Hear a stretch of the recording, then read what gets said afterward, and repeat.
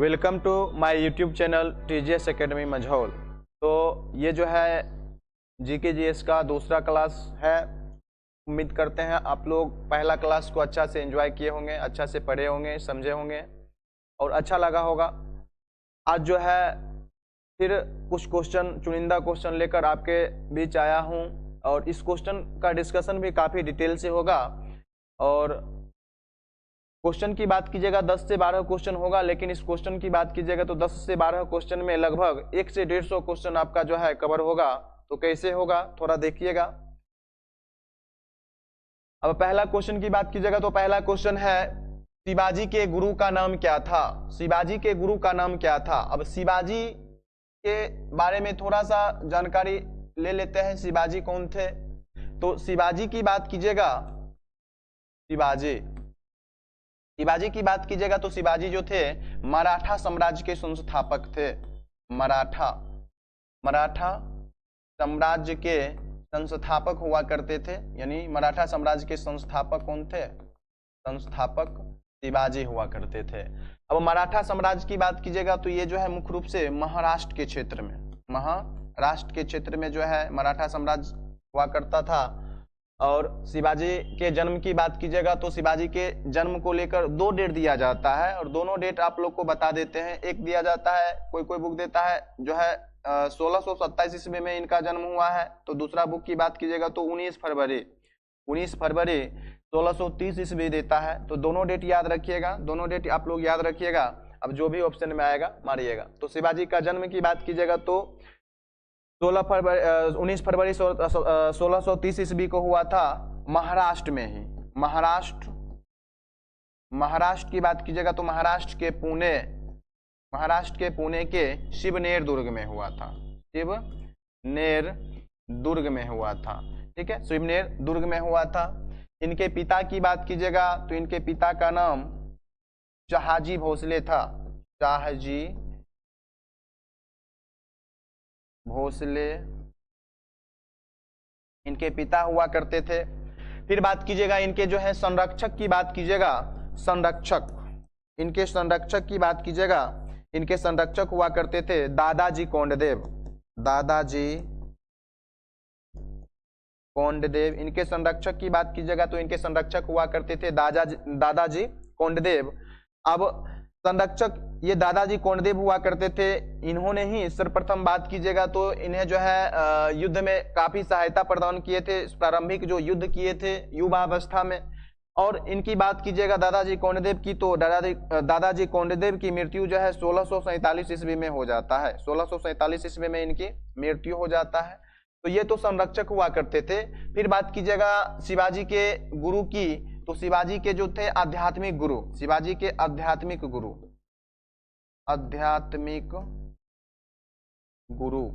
शिवाजी के आध्यात्मिक गुरु की बात कीजिएगा तो शिवाजी के आध्यात्मिक गुरु जो थे वो थे गुरु रामदास।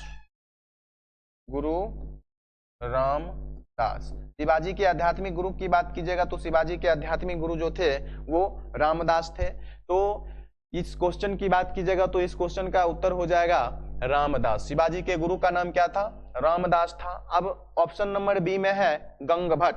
ऑप्शन नंबर बी की बात कीजिएगा तो ऑप्शन नंबर बी में है गंगभट्ट। अब गंगभट्ट की बात कीजिएगा तो गंगभट्ट के बारे में थोड़ा सा जानते हैं। शिवाजी की बात कीजिएगा तो शिवाजी जो है मराठा साम्राज्य के संस्थापक थे, मराठा साम्राज्य का काफी विस्तार किए थे। लेकिन शिवाजी जो है अपना राज्याभिषेक कब करवाए थे तो कुल मिलाकर बात कीजिएगा तो 1642 ईस्वी से यानी 1640-42 ईस्वी से ही ये जो है अपना विजय यात्रा शुरू किए थे। और कुल मिलाकर बात कीजिएगा तो राज्याभिषेक जाकर 1674 ईस्वी को करवाए थे। राज्याभिषेक की बात कीजिएगा तो 1674 ईस्वी को राज्याभिषेक करवाए थे।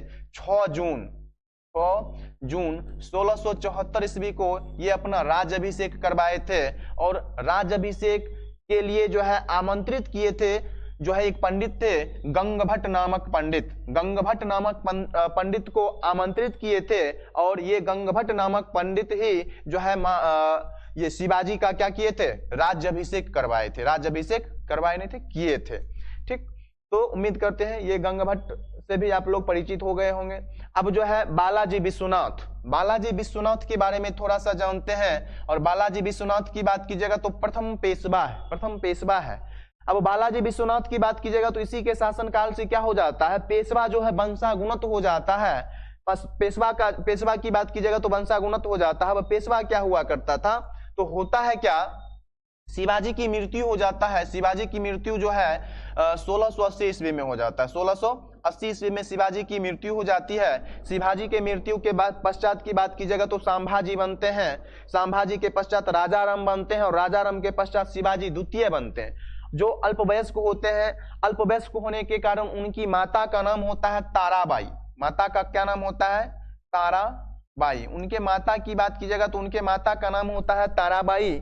और ताराबाई ही क्या करते हैं, जो है शासन प्रशासन में जो है शासन प्रशासन करते हैं। अब ताराबाई की बात कीजिएगा तो इसी बीच में क्या हो जाता है, 1707 ईस्वी में 1707 ईस्वी में क्या होता है, औरंगजेब की मृत्यु हो जाती है। और औरंगजेब के मृत्यु के पश्चात क्या हो जाता है, साहू जी।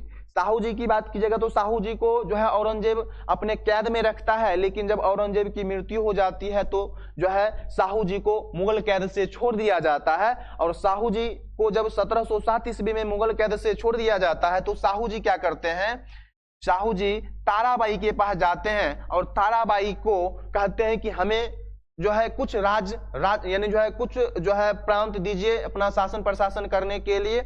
लेकिन ताराबाई साफ तौर पर क्या करती है, मना कर देती है। जिससे बात कीजिएगा तो साहू जी क्या करते हैं, ताराबाई के जो विरोधी होते हैं उन सबको अपने में मिला लेते हैं। उसी में एक होते हैं बालाजी विश्वनाथ, बालाजी विश्वनाथ। और बालाजी विश्वनाथ जो है साहू जी के नेतृत्व में बालाजी विश्वनाथ जो है एक युद्ध करते हैं जिसको कहा जाता है खेरा का युद्ध, जिसको कहा जाता है खेरा का युद्ध। और कब करते हैं तो 1707 ईस्वी में, 1707 ईस्वी में खेरा का युद्ध करते हैं। कौन, साहू जी किसके साथ करते हैं, तो ताराबाई के साथ करते हैं, ताराबाई के साथ करते हैं। इस युद्ध में ताराबाई की हार होती है। और हार के पश्चात बात कीजिएगा तो साहू जी जो है साहू जी नासिक में क्या करवा लेते हैं, अपना राज्याभिषेक करवा लेते हैं 1708 ईस्वी में। और उसे द्वितीय राजधानी भी बनाते हैं।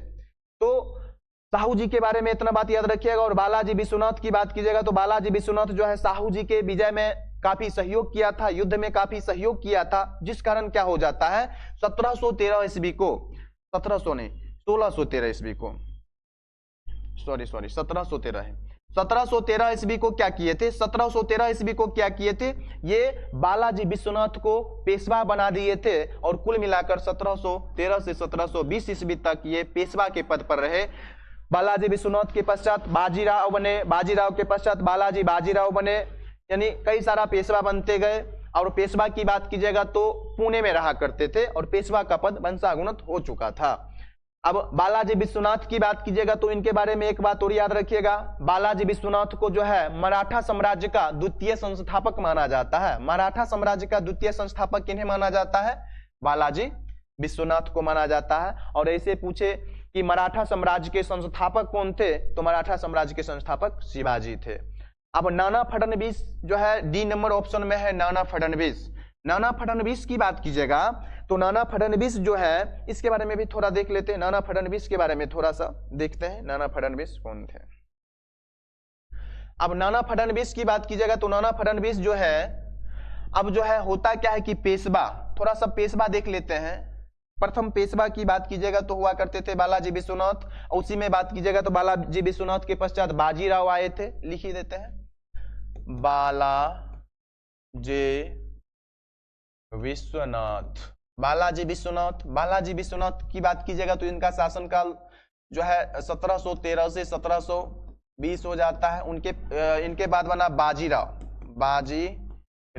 बाजीराव की बात कीजिएगा तो बाजीराव प्रथम, ये जो थे लड़ाकू पेशवा के नाम से जाने जाते थे। बाजीराव लड़ाकू पेशवा के नाम से जाने जाते थे। और इनका शासनकाल 1720 से लेकर 1740 है। बाजीराव के पश्चात की बात कीजिएगा तो बाजीराव के पश्चात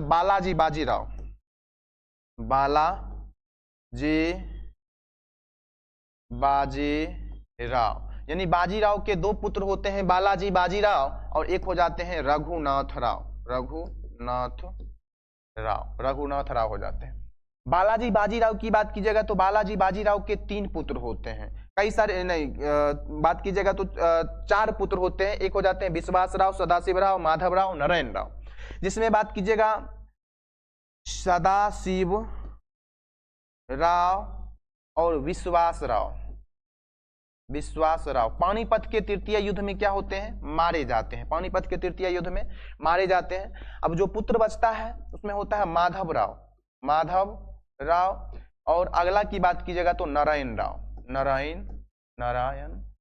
राव।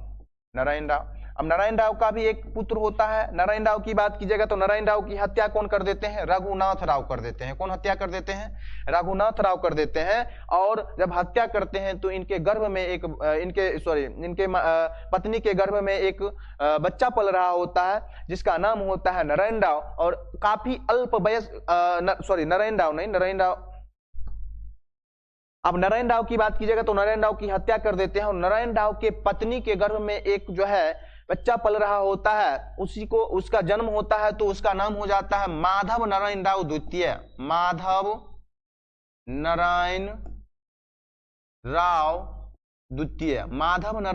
द्वितीय यानी माधव नारायण राव द्वितीय की बात कीजिएगा तो लगभग 6 से 7 मंथ का बच्चा या उससे भी कम बोल सकते हैं, काफी अल्प वयस्क हुआ करता था। तो ये क्या शासन प्रशासन को देख सकता था, नहीं देख सकता था। तो होता था क्या कि ये जो है रघुनाथ राव जब नारायण राव की हत्या करके अपने आप को जो है पेशवा घोषित कर लेते हैं तो उसी में होता है एक नाना फडणवीस, महादजी सिंधिया, ये सब इनका क्या करते हैं, विरोध करते हैं और नारायण राव का जो अल्पवयस्क पुत्र होता है माधव नारायण राव द्वितीय, इसको पेशवा घोषित कर देते हैं। यानी कुल मिलाकर बात कीजिएगा तो पेशवा घोषित कर देते हैं किसको, माधव नारायण राव द्वितीय को। और किसी न किसी तरह से रघुनाथ राव की भी क्या करवा देते हैं, हत्या करवा देते हैं। अब पेशवा की बात कीजिएगा तो माधव नारायण राव द्वितीय है, ये काफी अल्प वयस्क है। तो इसके शासन प्रशासन को देखने के लिए एक परिषद का गठन किया जाता है जिसका नाम होता है 12 भाई सभा परिषद। 12 भाई सभा परिषद का गठन किया जाता है। और इस 12 भाई सभा परिषद में 2 व्यक्ति काफी महत्वपूर्ण स्थान रखता है। एक का नाम हो जाता है महादजी सिंधिया और दूसरा की बात कीजिएगा तो नाना फडणवीस।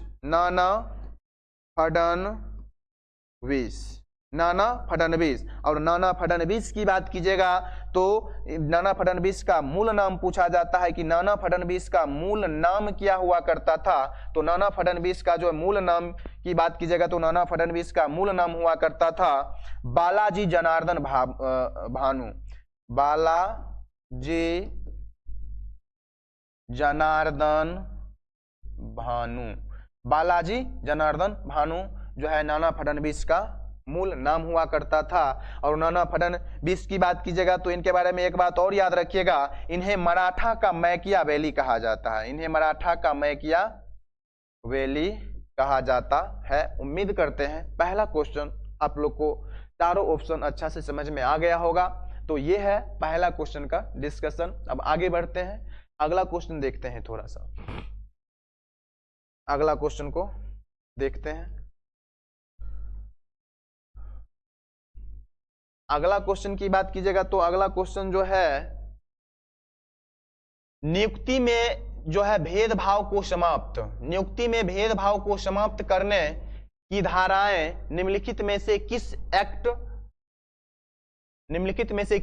में थी। नियुक्ति में भेदभाव समाप्त करने की धाराएं निम्नलिखित में से किस एक्ट में थी, ये क्वेश्चन है। अब पहला है पिट्स इंडिया एक्ट की बात कीजिएगा तो पिट्स इंडिया एक्ट जो है 1784 ईस्वी में आया। 1784 ईस्वी में आया पिट्स इंडिया एक्ट 1784 ईस्वी में आया। उस समय बात कीजिएगा इंग्लैंड के, तो उस समय इंग्लैंड के पीएम की बात कीजिएगा तो उस समय इंग्लैंड के प्रधानमंत्री विलियम पिट हुआ करते थे। विलियम पिट हुआ करते थे इंग्लैंड के प्रधानमंत्री, उस समय विलियम पिट हुआ करते थे। फिर बात कीजिएगा भारत की, तो भारत की में जो है बंगाल प्रांत, उस समय बंगाल की बात कीजिएगा तो गवर्नर जनरल बंगाल के गवर्नर जनरल, उसमें बंगाल के गवर्नर जनरल की बात कीजिएगा तो वो हुआ करते थे वारेन हेस्टिंग्स, वारेन हेस्टिंग्स हुआ करते थे बंगाल के गवर्नर जनरल। वारेन हेस्टिंग्स की बात कीजिएगा तो वारेन हेस्टिंग्स ने जो है पिट्स इंडिया एक्ट का काफी क्या किया, विरोध किया, काफी विरोध किया। और पिट्स इंडिया एक्ट के विरोध में ही वारेन हेस्टिंग्स अपना पद छोड़कर कहां चल जाते हैं, अपना पद छोड़कर इंग्लैंड चल जाते हैं, इंग्लैंड चल जाते हैं। और इंग्लैंड जाने के बाद क्या हो जाता है, उन पर मुकदमा चलाया जाता है, वारेन हेस्टिंग्स पर मुकदमा चलाया जाता है। और वर्क नामक एक संस्था होता है, वर्क नामक एक संस्था होता है, यही संस्था क्या करता है, वारेन हेस्टिंग्स पर क्या करता है, मुकदमा चलाता है। और मुकदमा जब चलाता है तो वारेन हेस्टिंग्स अंततः क्या हो जाते हैं, निर्दोष साबित होते हैं, लेकिन अंततः ये आत्महत्या कर लेते हैं वारेन हेस्टिंग्स। तो पिट्स इंडिया एक्ट में ये बात याद रखिएगा। और बाद के दिनों में जाकर पिट्स इंडिया एक्ट में जो है एक संशोधन होता है 1786 ईस्वी में, 1786 ईस्वी में एक संशोधन होता है जिसे 1786 का अमेंडमेंट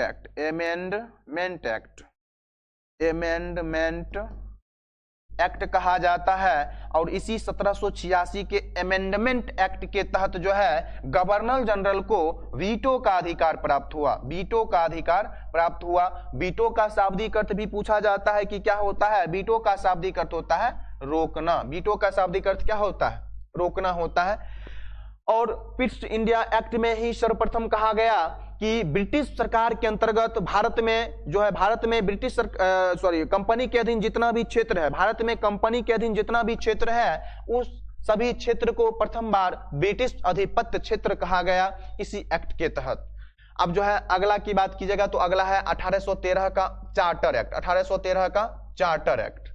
1813 के चार्टर एक्ट में क्या हुआ था, यह जो है ब्रिटिश सरकार के द्वारा पारित किया गया था कंपनी पर अंकुश लगाने के लिए, जितना भी एक्ट है सब वही है। अब 1813 के चार्टर एक्ट में सर्वप्रथम बात कीजिएगा कहा गया, यानी company British east India company का, ब्रिटिश ईस्ट इंडिया कंपनी को जो व्यापारिक एकाधिकार था उसको आंशिक रूप से खत्म करने की बात कहा गया था, किसमें, 1813 के चार्टर एक्ट में। यानी व्यापारिक अधिकार, व्यापारिक अधिकार को क्या किया गया, व्यापारिक अधिकार को आंशिक रूप से खत्म कर दिया गया, आंशिक रूप से क्या कर दिया गया, खत्म कर दिया गया। अब आंशिक क्यों कह रहे हैं, आंशिक कहने का मतलब हुआ कि कंपनी जो है पूर्वी एशियाई देश में चीन के साथ, भारत के साथ, इन सब देश के साथ चाय का व्यापार कर सकता था। सर्वप्रथम 1813 के चार्टर एक्ट में ही जो है ईसाई मशीनरियों को यानी ईसाइयों को भारत में धर्म प्रचार की क्या दिया गया, खुली छूट। भारत में धर्म प्रचार करने की क्या दिया गया, खुली छूट दिया गया 1813 के चार्टर एक्ट में। फिर इसी चार्टर एक्ट के तहत सर्वप्रथम कहा गया कि भारतीय शिक्षा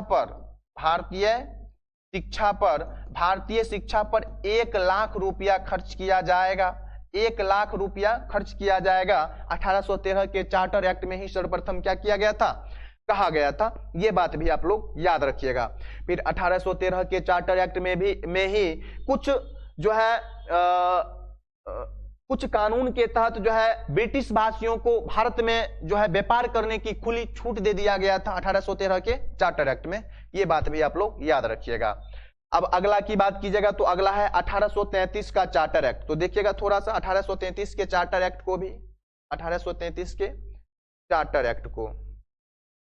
अब 1833 के चार्टर एक्ट की बात कीजिएगा तो यह कंपनी के द्वारा पारित किया गया जो है 1833 के चार्टर एक्ट में क्या कहा गया कि ब्रिटिश ईस्ट इंडिया कंपनी को जो व्यापारिक एकाधिकार था भारत में, अब इसको क्या किया जाता है, पूर्ण रूप से खत्म कर दिया जाता है, पूर्ण रूप से समाप्त। यानी कुल मिलाकर बात कीजिएगा, कंपनी के व्यापारिक एकाधिकार को पूर्ण रूप से समाप्त किस एक्ट के तहत कहा गया, तो 1833 के चार्टर एक्ट के तहत कह दिया गया कि वे कंपनी के व्यापारिक एकाधिकार को पूर्ण रूप से खत्म किया जाता है। अब कंपनी जो है भारत में क्या करेगी, तो कंपनी जो है भारत में सिर्फ शासन प्रशासन करेगी, शासन प्रशासन, यानी कंपनी का काम सिर्फ ब्रिटिश सरकार की ओर से भारत में क्या करना रह गया, शासन प्रशासन, और व्यापार क्या कर दिया गया, उसका पूर्ण रूप से व्यापारिक एकाधिकार को समाप्त कर दिया गया। फिर 1833 के चार्टर एक्ट में ही सर्वप्रथम बात कीजिएगा तो आप लोग को बताए हैं बंगाल के गवर्नर जनरल, बंगाल के गवर्नर जनरल का नाम बदलकर भारत का गवर्नर जनरल कर दिया गया।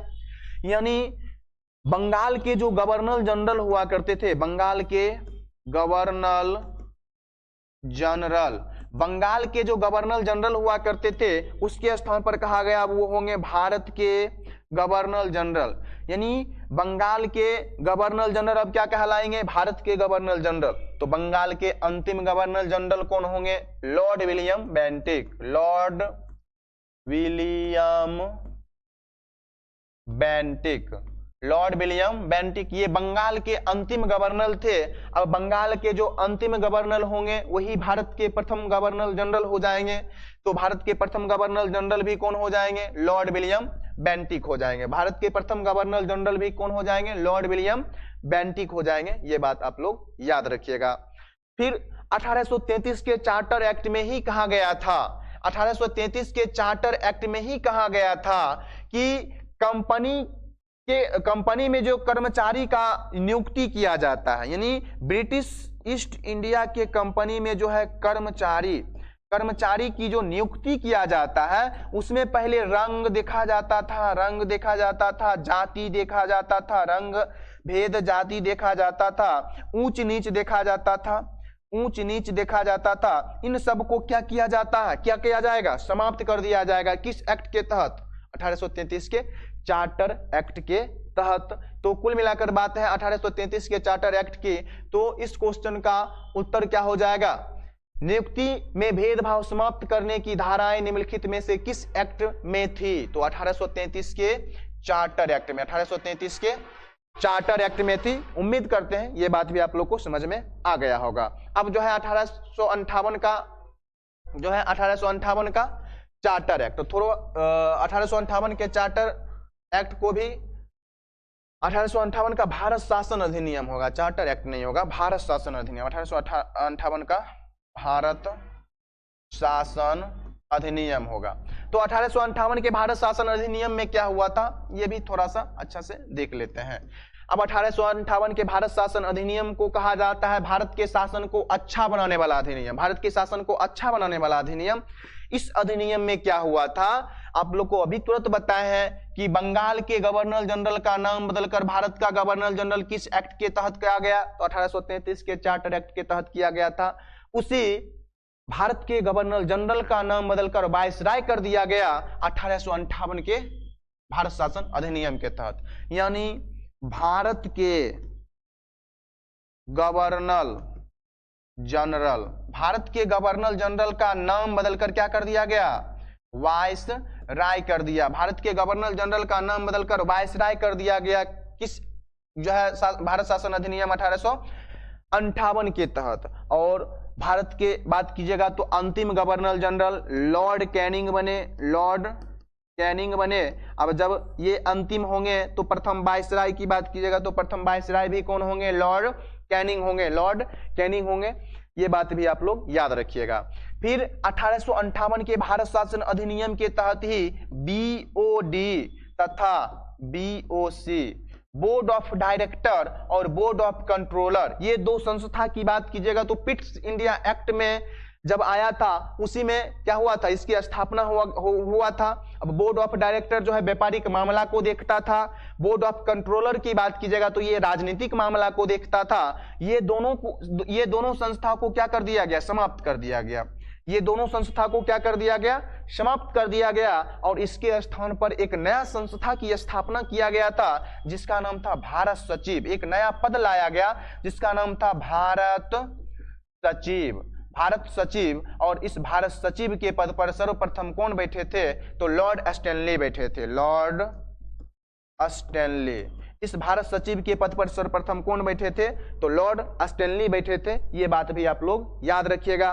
फिर भारत सचिव को उसके कार्यों में सलाह एवं सहयोग देने के लिए 15 सदस्यीय कार्यकारिणी परिषद का क्या किया गया था, गठन भी किया गया था। इसी 1858 के भारत शासन अधिनियम के तहत। फिर 1858 के भारत शासन अधिनियम के तहत ही कह दिया गया था कि अब जो है बहादुर शाह जफर के बाद जो भी मुगल वंश का शासक बनेगा वह बादशाह नहीं कहलाएगा, बादशाह नहीं कहलाएगा, और बादशाह के स्थान पर क्या कहलाएगा, या तो वह राजा कहलाएगा या शहजादा कहलाएगा। ये बात भी आप लोग याद रखिएगा 1858 के भारत शासन अधिनियम में।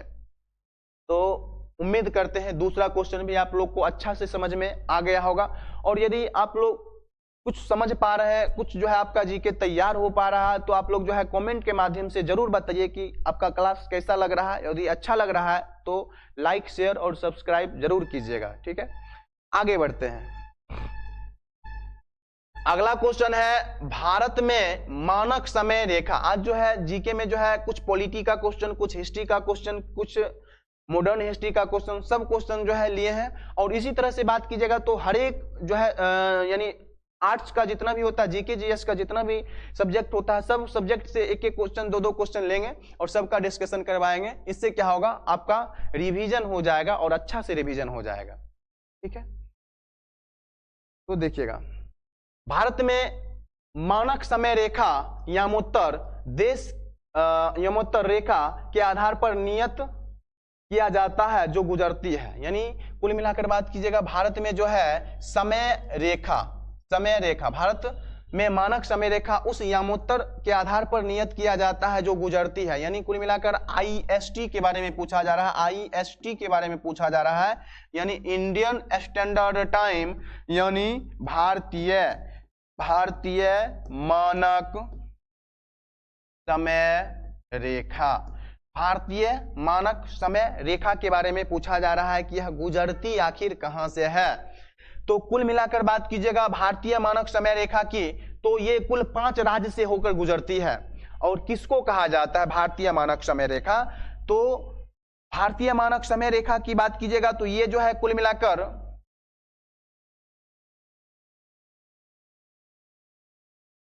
देखिएगा, थोड़ा सा मैप बना देते हैं इधर, इसी से मतलब ही हम लोग को, इधर रहने दीजिए। अब क्या हो जाता है, भारतीय मानक समय रेखा जो होता है शुरू कहां से होता है भारत, तो शुरू हो जाता है 68 डिग्री 7 मिनट से, और जाता कहां तक है, तो 97 डिग्री 2-5 मिनट तक जाता है। कहां तक जाता है, 97 डिग्री 2-5 मिनट। कहां, और अंतिम पॉइंट होगा अरुणाचल प्रदेश। शुरू कहां से होगा, गुजरात से। यह हो जाता है भारत का देशांतरीय विस्तार। यानी कुल मिलाकर बात कीजिएगा 68 से खींचेगा तो 69 जाइएगा, 70, 71, 72, 73, इसी तरह से 80, 81, 82, और जब 82 आइएगा तो उससे ज्यादा थोड़ा बढ़िएगा तो 82.5 होगा। और इसी 82.5 डिग्री पूर्वी देशांतर रेखा को, 82.5 डिग्री पूर्वी देशांतर रेखा को कहा जाता है भारतीय मानक समय रेखा, आईएसटी। और यही रेखा की बात कीजिएगा भारत के 5 राज्य से होकर गुजरता है, जिसमें हो जाता है उत्तर प्रदेश हो जाता है, फिर बात कीजिएगा मध्य प्रदेश हो जाता है, उत्तर प्रदेश, मध्य प्रदेश, छत्तीसगढ़ हो जाता है, फिर ओडिशा हो जाता है, और पांचवा की बात कीजिएगा तो पांचवा जो है आंध्र प्रदेश हो जाता है। अब उत्तर प्रदेश का एक शहर है इलाहाबाद। उत्तर प्रदेश का एक शहर कौन सा है, इलाहाबाद। और इलाहाबाद की बात कीजिएगा तो इलाहाबाद में भी पूछा जाता है इलाहाबाद के कहां से होकर गुजरता है, तो इलाहाबाद के नैनी से होकर गुजरता है, इलाहाबाद के नैनी से होकर गुजरता है आईएसटी, याद रखिएगा। और इसी आईएसटी से भारतीय मानक समय से जो होता है पूरे भारत के समय का क्या होता है, निर्धारण होता है, पूरे भारत के समय का निर्धारण होता है। उम्मीद करते हैं ये बात आप लोग को समझ में आ गया होगा। इसका आंसर हो जाएगा इलाहाबाद। इसका आंसर क्या हो जाएगा, इलाहाबाद। तो इलाहाबाद के बारे में थोड़ा सा बात और याद रखिएगा कि इलाहाबाद जो है यानी जो है इलाहाबाद की बात कीजिएगा तो इसकी स्थापना कौन किए थे, तो अकबर किए थे। इलाहाबाद की स्थापना कौन किए थे, अकबर किए थे। ये जो है गंगा नदी में जो है यमुना नदी जाकर, गंगा नदी में नीचे से यमुना नदी जाकर मिलता है, और कहां मिलता है, तो गंगा और यमुना का जो संगम होता है उसी को कहा जाता है इलाहाबाद, इलाहाबाद कहा जाता है। और इस इलाहाबाद का नाम बदलकर वर्तमान के जो है उत्तर प्रदेश के मुख्यमंत्री योगी आदित्यनाथ के द्वारा क्या कर दिया गया, प्रयागराज राज कर दिया गया। इलाहाबाद के बारे में इतना बात आप लोग याद रखिएगा, ठीक है।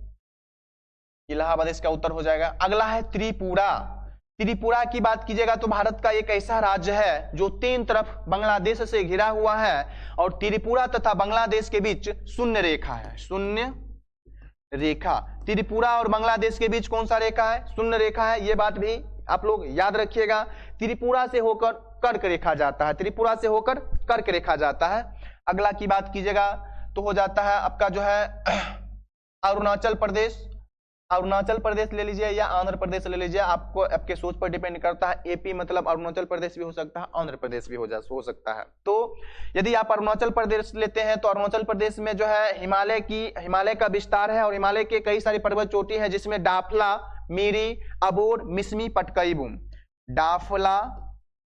डाफला, मीरी, अबोर, मिसमी, पटकाईबुम, ये सब पर्वत की बात कीजिएगा तो हिमालय के जो पर्वत हैं ये सब का विस्तार कहाँ देखने को मिलता है? जो है आंध्र प्रदेश में देखने को मिलता है। फिर बात कीजिएगा आंध्र प्रदेश में देखने को मिलता है। मध्य प्रदेश की बात कीजिएगा तो इससे होकर कौन जाता है? रेखा, कर्क रेखा जाता है, याद रखिएगा, ठीक है। आगे बढ़ते हैं अगला क्वेश्चन की ओर। अगला क्वेश्चन है मिर्जा गालिब किसके समय में थे? मिर्जा गालिब किसके समय में थे? अब देखिएगा ये क्वेश्चन जो है मध्यकालीन इतिहास का आ गया। मिर्जा गालिब किसके शासनकाल में थे? और मिर्जा गालिब की बात कीजिएगा तो मिर्जा गालिब जो थे कौन थे? तो मिर्जा गालिब की बात कीजिएगा ये एक शायर थे। यह एक क्या थे? शायर थे।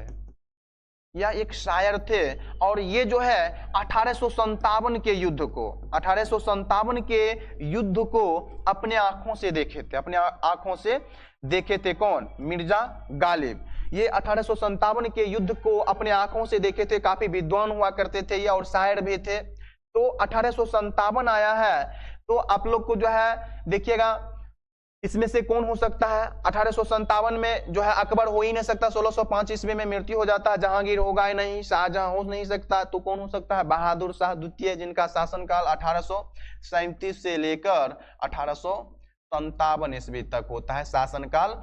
1857 के युद्ध के पश्चात क्या हो जाता है? यह जो है पद 1858 के भारत शासन अधिनियम में इस पद को ही खत्म कर दिया जाता है। यानी इसका उत्तर क्या हो जाएगा? बहादुर शाह द्वितीय हो जाएगा। बहादुर शाह द्वितीय। बहादुर शाह द्वितीय की बात कीजिएगा तो जफर नाम का कविता लिखा करते थे, इसीलिए इन्हें बहादुर शाह जफर भी कहा जाता है। बहादुर शाह जफर भी कहा जाता है। और बहादुर शाह जफर की बात कीजिएगा तो 1857 के युद्ध के पश्चात अंग्रेज इन्हें बंदी बनाकर कहां भेज देते हैं? रंगून भेज देते हैं और रंगून में ही इनका मृत्यु हो जाता है 1862 ईस्वी को। और इनका मकबरा की बात कीजिएगा तो कहां है? रंगून में है। ये बात आप लोग याद रखिएगा। तो इसका उत्तर क्या हो जाएगा? इसका उत्तर हो जाएगा बहादुर शाह द्वितीय। अब ऑप्शन नंबर ए में है अकबर। ऑप्शन नंबर ए की बात कीजिएगा तो ऑप्शन नंबर ए में क्या है? अकबर है। थोड़ा अकबर के बारे में भी जान लेते हैं। अकबर। अब अकबर की बात कीजिएगा तो अकबर जो है महान शासकों में इनका गिनती आता है और ये महान थे क्योंकि बात कीजिएगा तो ये एक धर्मनिरपेक्ष शासक हुआ करते थे। और अकबर की बात कीजिएगा तो अकबर का जन्म जो हुआ था 15 अक्टूबर 1542 ईस्वी को। 15 अक्टूबर 1542 ईस्वी को अमरकोट के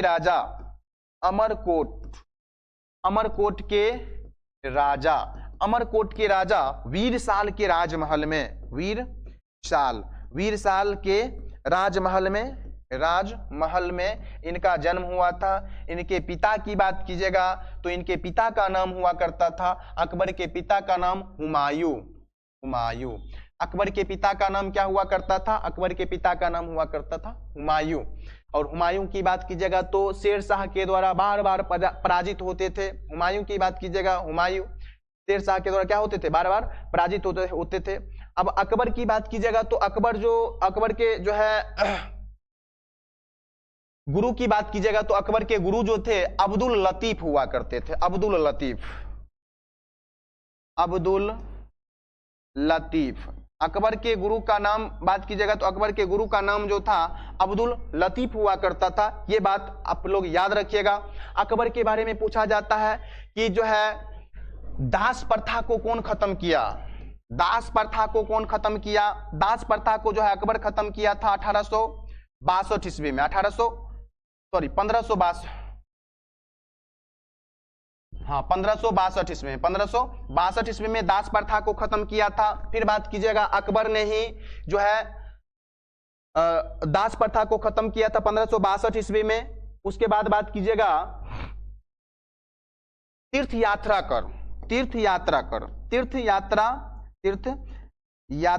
कर की बात कीजिएगा तो 1563 ईस्वी में तीर्थ यात्रा कर को खत्म किया था। फिर बात कीजिएगा जजिया कर को कब खत्म किया था? तो 1564 ईस्वी में जजिया कर को खत्म कर दिया था कौन?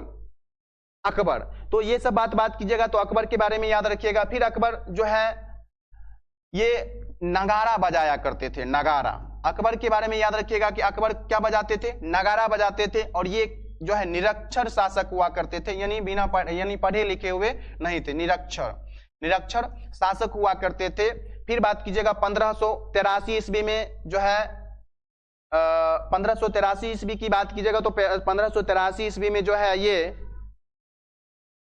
जो है एक संवत की शुरुआत किए थे। 1583 ईस्वी में एक संवत की शुरुआत किए थे। हाँ, अब ये संवत की बात कीजिएगा तो आप लोग कमेंट के माध्यम से बताइएगा जो है कौन सा संवत शुरू किए थे। ठीक है, कौन सा संवत शुरू किए थे कमेंट के माध्यम से आप लोग बताइएगा। ठीक है, ये जो है संवत आप लोगों के लिए छोड़ दिया जाता है। 1583 ईस्वी में कौन सा संवत शुरू किए थे। फिर अकबर की बात कीजिएगा तो अकबर जो है अकबर के शासनकाल को जो है हिंदी साहित्य का स्वर्ण काल कहा जाता है। हिंदी साहित्य का क्या कहा जाता है? स्वर्ण काल कहा जाता है, स्वर्ण काल कहा जाता है। तो कम से कम अकबर के बारे में इतना बात याद रखिएगा। अकबर के बारे में बहुत सारा बात है और कभी फिर क्वेश्चन आएगा तो उसको भी करवा दिया जाएगा, थोड़ा देख लीजिएगा। तो ये हो जाता है अकबर। फिर जहांगीर की बात कीजिएगा तो जहांगीर के शासनकाल को कहा जाता है चित्रकारी का स्वर्ण काल। क्या कहा जाता है? चित्रकारी का स्वर्ण काल। जहांगीर के शासनकाल को क्या कहा जाता है? चित्रकारी का स्वर्ण काल कहा जाता है, क्योंकि जहांगीर जो है जहांगीर अपने आप को कहते थे कि हम जो है चित्र देखकर बता सकते हैं कि इस चित्र को जो है कौन बनाया है। सिर्फ चित्र देखकर बता सकते थे जहांगीर जो है कि इस चित्र को कौन बनाए हैं। तो जहांगीर जो है चित्रकारी का इतना बड़ा प्रेमी था। अबुल मंसूर की बात की जगह तो ये इनके जो है प्रसिद्ध चित्रकार हुआ करते थे, इनके दरबार में रहा करते थे। अब शाहजहां की बात की जगह तो शाहजहां के शासनकाल को जो है स्थापत्य कला का स्वर्ण काल कहा जाता है। स्थापत्य कला का स्वर्ण काल कहा जाता है, क्योंकि बात कीजिएगा इन्होंने मोती मस्जिद, जामा मस्जिद जो है, ताजमहल जो है, लाल किला, ये सब का निर्माण कौन करवाए थे? शाहजहां करवाए थे। इसीलिए स्थापत्य कला का स्वर्ण काल इन्हें कहा जाता है। ठीक है, याद रखिएगा। तो इसका उत्तर क्या हो जाएगा? मिर्जा गालिब किसके समय में थे? तो क्या हो जाएगा? बहादुर शाह द्वितीय के शासनकाल में थे। उम्मीद करते हैं चौथा क्वेश्चन भी आप लोग को याद हो गया होगा। ठीक है, आगे बढ़ते हैं 5वां क्वेश्चन की ओर। अब मराठा से एक और क्वेश्चन आ गया। क्वेश्चन है शिवाजी के अष्टप्रधान का जो सदस्य विदेश मामले को देखता था वह कहलाता क्या था? तो वह क्या कहलाता था? विदेश मामले को जो देखता था। तो शिवाजी के मंत्री परिषद को कहा जाता था अष्टप्रधान। शिवाजी के मंत्री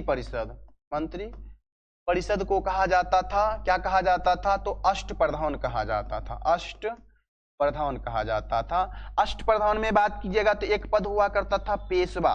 पेशवा की बात कीजिएगा तो यह सबसे बड़ा पद हुआ करता था और यह हुआ करता था प्रधानमंत्री हुआ। यानी पेशवा की बात कीजिएगा तो छत्रपति के बाद सबसे बड़ा पद की बात कीजिएगा तो पेशवा हुआ करता था, और पेशवा जो था ये प्रधानमंत्री हुआ करता था। दूसरा की बात कीजिएगा तो सर ए नौबत हुआ करता था, सर ए नौबत। और सर ए नौबत की बात कीजिएगा तो सर ए नौबत जो हुआ करता था ये सेनापति था, सेनापति हुआ करता था। तीसरा की बात कीजिएगा तो वाक्या नवीस हुआ करता था, और ये हुआ करता था गुप्तचर हुआ करता था। फिर चौथा की बात कीजिएगा तो हुआ करता था चिटनिस चिटनिस, चिटनिस हुआ करता था। और चिटनिस की बात कीजिएगा तो ये पत्र का क्या करता था, आदान प्रदान, पत्र का आदान प्रदान किया करता था।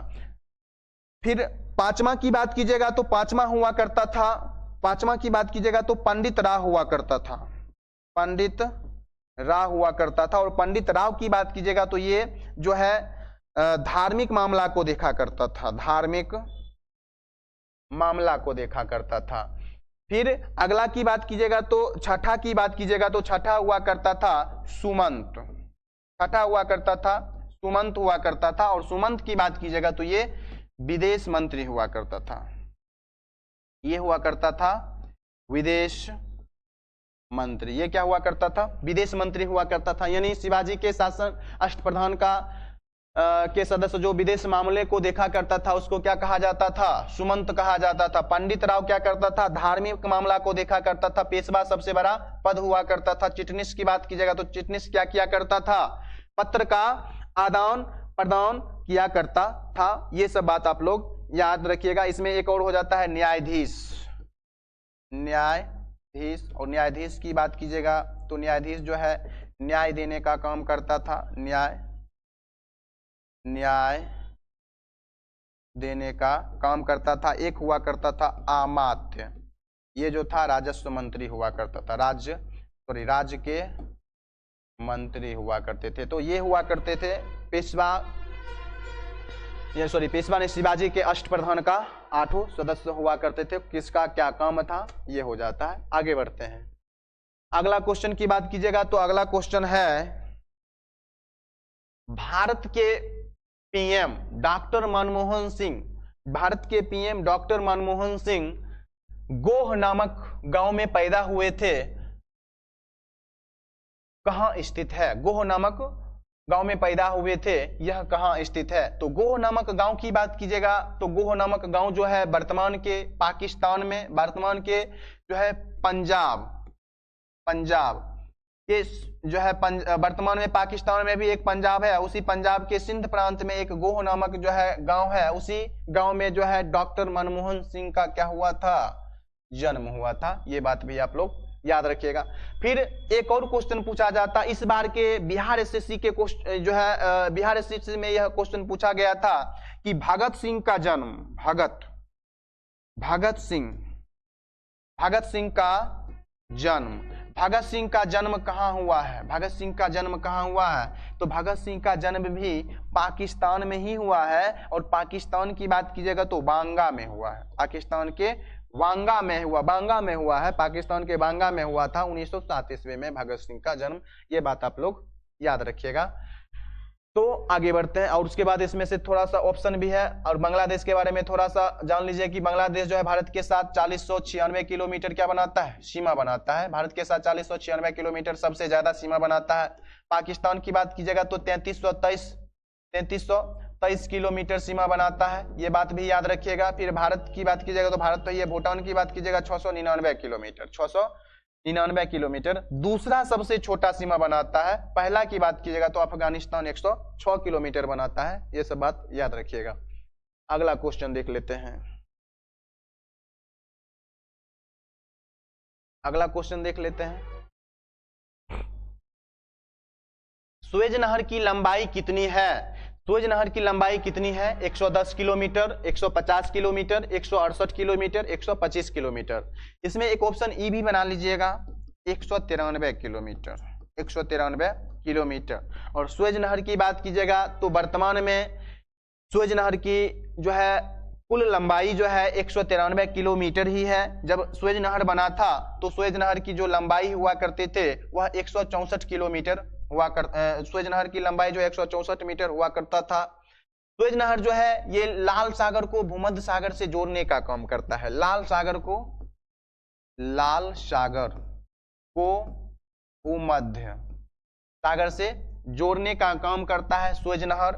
अब जो है ये सुएज नहर की बात कीजिएगा तो लाल सागर को भूमध्य सागर से जोड़ने का काम करता है। वर्तमान में 193 किलोमीटर यह क्या है, लंबा। ये बनना की बात कीजिएगा तो बनना शुरू हुआ था आपको जो है 1969 ईस्वी में, 1969 ईस्वी में ये जो है बनना शुरू हुआ था। 1969 ईस्वी में बनना शुरू हुआ था और 1969 ईस्वी में बनना शुरू हुआ था और 1972 ईस्वी में बनकर क्या हो गया था, तैयार हो चुका था। और 1972 ईस्वी में जो है ये बनकर तैयार हो गया था और इस पर जो है आवागमन भी शुरू हो चुका था। उस समय भारत की उस समय बात कीजिएगा तो गवर्नर जनरल कौन थे, तो उस समय गवर्नर जनरल लॉर्ड नॉर्थब्रुक थे। ठीक है, लॉर्ड नॉर्थब्रुक,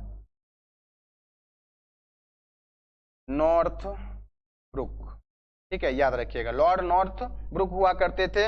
ये उस समय भारत के गवर्नर जनरल 1972 ईस्वी में क्या हुआ था, जो है इस पर जो है स्टार्ट कर दिया गया था। ये बात याद रखिएगा सुएज नहर के बारे में। फिर बात कीजिएगा सुएज नहर को बनाए कौन थे, तो सुएज नहर को बनाने वाले एक इंजीनियर हुआ करते थे फर्डिनेंड द लेपेप्स। ठीक है, फर्डिनेंड द लेपेप्स, ठीक है, याद रखिएगा, फर्डिनेंड द लेपेप्स जो है सुएज नहर को बनाए थे। और इसका राष्ट्रीयकरण की बात कीजिएगा तो मिस्र के द्वारा 1956 ईस्वी में ही किया गया था। 1956 ईस्वी में इसका राष्ट्रीयकरण कर दिया गया था मिस्र के द्वारा। ये बात भी आप लोग याद रखिएगा। ठीक है, अगला क्वेश्चन थोड़ा देख लेते हैं, पॉलिटी का क्वेश्चन है अगला।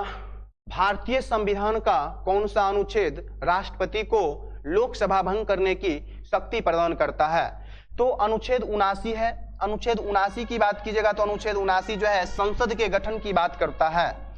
संसद यानी संसद का चर्चा भारतीय संविधान के अनुच्छेद क्या है, 79 में है। यानी अनुच्छेद 79 कहता है लोकसभा, राज्यसभा और राष्ट्रपति, ये तीनों मिलाकर किसका गठन होता है, संसद का गठन होता है। संसद के 3 अंग होते हैं, लोकसभा, राज्यसभा और राष्ट्रपति। तो अनुच्छेद 79 की बात कीजिएगा तो संसद का चर्चा इसमें है। अनुच्छेद 85 की बात कीजिएगा तो अनुच्छेद 85 कहता है कि राष्ट्रपति, अनुच्छेद 85 कहता है राष्ट्रपति लोकसभा को क्या कर सकता है, भंग कर सकता है। किस अनुच्छेद के तहत, अनुच्छेद 85 के तहत राष्ट्रपति लोकसभा को क्या कर सकता है, भंग कर सकता है। फिर अनुच्छेद 72 की बात कीजिएगा तो अनुच्छेद 72 भी राष्ट्रपति से ही संबंधित है और अनुच्छेद 72 कहता है कि राष्ट्रपति को क्षमादान करने की शक्ति प्राप्त है। राष्ट्रपति को क्षमादान करने की शक्ति किस अनुच्छेद के तहत प्राप्त होता है, अनुच्छेद 72 के तहत प्राप्त होता है। राष्ट्रपति किसी फांसी जो व्यक्ति को सजा दे दिया गया है उसको उम्र कैद में बदल सकते हैं, या जो है किसी व्यक्ति को मान लेते हैं कि 40 साल का सजा है, उसके सजा को 20 साल कर सकते हैं, यानी सजा को कम कर सकते हैं कौन, राष्ट्रपति। किस अनुच्छेद के तहत, अनुच्छेद 72 के तहत। अब अनुच्छेद 71 की बात कीजिएगा तो अनुच्छेद 71 क्या कहता है, अनुच्छेद 71 कहता है यदि राष्ट्रपति या उपराष्ट्रपति के चुनाव में कुछ गड़बड़ी होता है, कोई गड़बड़ी होता है, तो इसको जो है सुलझाने का काम कौन करेगा, सुप्रीम कोर्ट करेगा। कौन करेगा, सुप्रीम कोर्ट करेगा। ये बात आप लोग याद रखिएगा। तो ये हो जाता है चारों अनुच्छेद। आगे बढ़ जाते हैं, अगला क्वेश्चन है, महात्मा गांधी ने अपना रंग भेद के विरुद्ध आंदोलन कहां शुरू किए थे। महात्मा गांधी अपने रंग भेद के विरुद्ध आंदोलन कहां शुरू किए थे, तो महात्मा गांधी की बात कीजिएगा तो महात्मा गांधी का जन्म जो है 2 अक्टूबर 1869 ईस्वी में हुआ था। गुजरात के पोरबंदर में हुआ था। फिर बात कीजिएगा महात्मा गांधी की तो इनका जन्म गुजरात के पोरबंदर में हुआ था। और इनके पिता की बात कीजिएगा तो करमचंद गांधी, ठीक है, इनके पिता का नाम करमचंद गांधी है। ये सब जो है बेसिक बात है, याद होगा आप लोग को। शुरू करते हैं इस क्वेश्चन का डिस्कशन। की बात कीजिएगा तो मेन है चंपारण, जोहान्सबर्ग, नटाल कांग्रेस और मुंबई। अब महात्मा गांधी रंग भेद की बात करते हैं तो महात्मा गांधी क्या हुआ था, महात्मा गांधी जो है 1888 ईस्वी में बैरिस्ट्री की पढ़ाई करने के लिए लंदन गए थे। कहाँ गए थे, लंदन गए थे। और लंदन में बैरिस्ट्री की पढ़ाई करके वापस लौटे और वापस जो है 1891 ईस्वी में वापस लौट गए। वापस लौटने के बाद एक हुआ करते थे व्यापारी दादा अब्दुल्ला के केस को लेकर 1893 ईस्वी में पुनः कहां जाते हैं, ये दक्षिण अफ्रीका जाते हैं। अब दक्षिण अफ्रीका जब जाते हैं तो दक्षिण अफ्रीका में महात्मा गांधी को रंग भेद का सामना करना पड़ता है, यानी रंग भेद का सामना कहाँ करना पड़ता है, दक्षिण अफ्रीका में ही महात्मा गांधी को रंग भेद का सामना करना पड़ता है। अब दक्षिण अफ्रीका में जब रंग भेद का सामना करना पड़ता है तो दक्षिण अफ्रीका में क्या करते हैं महात्मा गांधी जो है 1894 ईस्वी में 1894 ईस्वी में जो है दक्षिण अफ्रीका में ही नटाल कांग्रेस की स्थापना कर देते हैं, नटाल कांग्रेस की स्थापना कर देते हैं। और इसी नटाल कांग्रेस के माध्यम से क्या करते हैं, रंग भेद के विरुद्ध आंदोलन करना शुरू कर देते हैं, यानी सत्याग्रह करना क्या कर देते हैं, शुरू कर देते हैं। इसी कारण महात्मा गांधी की बात कीजिएगा तो सर्वप्रथम जो है रंग भेद के विरुद्ध आंदोलन करते हुए 1908 ईस्वी में क्या हो जाते हैं, अफ्रीका में जेल में भी जाते हैं, यानी 1908 ईस्वी में जेल भी जाते हैं, याद रखिएगा। तो कहां से शुरू किए थे अपना रंग भेद आंदोलन, कहां से शुरू किए थे, तो नटाल कांग्रेस से शुरू किए थे। चंपारण की बात कीजिएगा तो महात्मा गांधी क्या होते हैं, महात्मा गांधी अपना पहला सत्याग्रह की बात कीजिएगा तो चंपारण सत्याग्रह 1917 में शुरू किए थे, 1917 ईस्वी में चंपारण सत्याग्रह शुरू किए थे। राजकुमार शुक्ल के कहने पर जो है शुरू किए थे। अब अगला की बात कीजिएगा महात्मा गांधी के बारे में एक बात और याद रखिएगा कि महात्मा गांधी जो है नटाल कांग्रेस की स्थापना 1894 ईस्वी में किए थे। फिर जो है डरबन में, दक्षिण अफ्रीका के ही डरबन दक्षिण अफ्रीका के डरबन में ही फिनिक्स फॉर्म की स्थापना किए थे, फिनिक्स फॉर्म की स्थापना किए थे। फिर बात कीजिएगा दक्षिण अफ्रीका के जोहान्सबर्ग में ही टॉल्स्टाई फॉर्म की स्थापना किए थे महात्मा गांधी के विचारधारा पर इमर्सन, थोरो और टॉल्स्टाई का काफी ज्यादा प्रभाव था। फिर महात्मा गांधी के शिष्य के बारे में पूछा जाता है कि महात्मा गांधी की शिष्य कौन थी, तो मीराबेन महात्मा गांधी के शिष्य थी, मीराबेन या मैडलिन स्लेड भी बोला जाता है, उनको याद रखिएगा। महात्मा गांधी के 4 पुत्र थे, हरिलाल, मणिलाल, रामदास, देवदास। और 5वां पुत्र की बात कीजिएगा तो 5वां पुत्र के रूप में जमुनालाल बजाज का भी विवरण मिलता है, ये बात आप लोग याद रखिएगा। फिर अगला है मुंबई।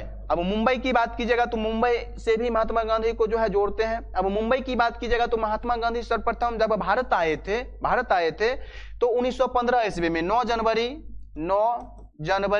1915 ईस्वी को आए थे। 9 जनवरी 1915 ईस्वी को आए थे महात्मा गांधी मुंबई के अपोलो बंदरगाह पर आए थे, मुंबई के अपोलो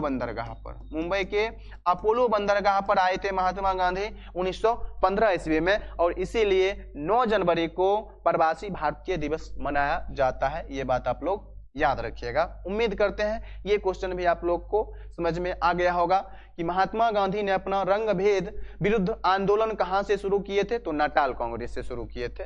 आगे बढ़ते हैं। अगला क्वेश्चन है प्राचीन इतिहास का, देखिएगा थोड़ा। मगध की प्रारंभिक राजधानी कौन सी थी, पाटलिपुत्र, वैशाली, राजगिरी, चंपा। अब मगध की बात कीजिएगा तो मगध 16 महाजनपद में एक मगध महाजनपद हुआ करता था। 16 महाजनपद की बात कीजिएगा तो 16 महाजनपद के बारे में जानकारी हमें बौद्ध ग्रंथ जो है अंग्युत्तर एक बौद्ध ग्रंथ है अंग्युत्तर निकाय। और दूसरा की बात कीजिएगा तो दूसरा एक जैन ग्रंथ है भगवती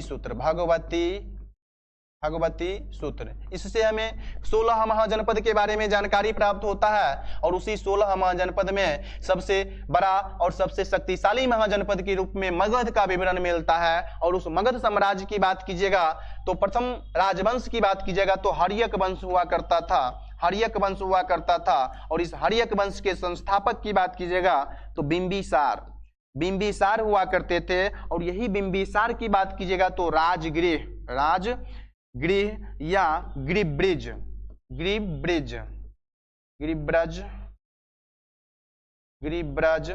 की क्या किए थे, स्थापना किए थे। और इसीलिए मगध का सबसे प्राचीन राजधानी की बात कीजिएगा तो क्या हो जाएगा, राजगृह हो जाएगा। फिर बात कीजिएगा हर्यक वंश के ही जो है एक शासक हुआ करते थे उदायन। उदायन की बात कीजिएगा तो पटना और सोन नदी के तट पर पाटलिपुत्र नामक ग्राम की स्थापना किए थे और उसे अपनी राजधानी बनाए थे। पाटलिपुत्र का प्राचीन नाम कुसुमपुर है।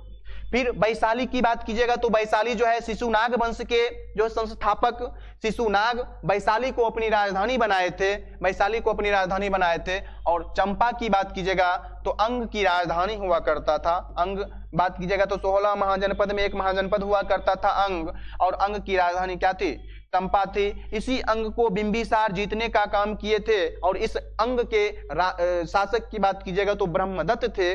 ब्रह्मदत्त को बिंबिसार पराजित करके अंग को जीत लिए थे और अंग का जो है राजपाल अपने पुत्र अजातशत्रु को बना दिए थे।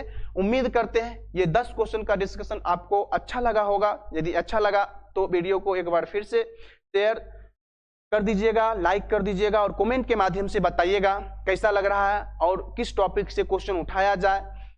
आपका कमेंट देखेंगे तो आप जिस टॉपिक से क्वेश्चन उठाने के लिए बोलिएगा उससे ज्यादा क्वेश्चन लेंगे और इसी प्रकार से डिस्कशन करवाएंगे। धन्यवाद, मिलते हैं अगले क्लास में।